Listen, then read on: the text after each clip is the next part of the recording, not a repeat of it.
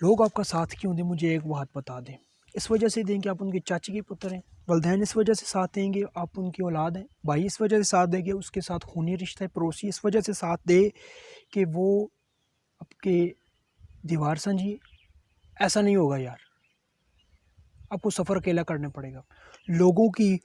لوگ تو ہاں، لوگ ایک بات پر تیرے ساتھ آئیں گے، تجھ پر تانے کسنے کے لیے تیرے ساتھ آئیں گے، تجھ کو ذلیل کرنے کے لیے تیرے ساتھ آئیں گے، تیرا قدم بڑھانے کے لیے، تجھ کو کندھا دینے کے لیے کوئی بھی ساتھ نہیں آئے گا۔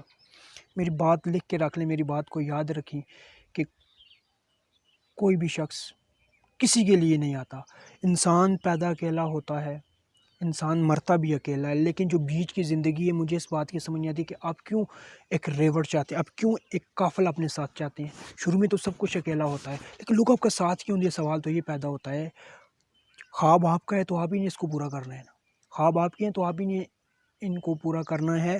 کھجلی آپ کو ہو رہی ہے تو آپ ہی نے کھجانا ہے، لوگ آپ کو نہیں آ کے کھجائیں گے۔ یا لوگ مشکل تیری ہے تو نے خود آسان کرنی ہے، کوئی بھی آ کے تیسرا چوتھا پانچواں شخص آ کے آپ کی منزل کو آسان نہیں کرے گا، آپ کے رستے کو آسان نہیں کرے گا۔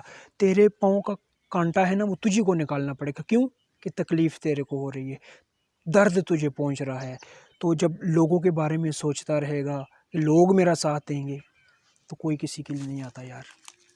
یہاں پر میں نے کہا نا 10 کھینچنے کے لیے آئیں گے، لیکن ایک قدم اٹھا کے تیرا آگے سانس چلنے کے لیے نہیں آئے گا، کیونکہ یہ لوگوں کی فطرت ہے باتیں کرنی۔ لیکن آپ کا کام ہے کہ اپنی منزل کی طرف سفر جاری رکھیں، لوگ کچھ بھی نہیں۔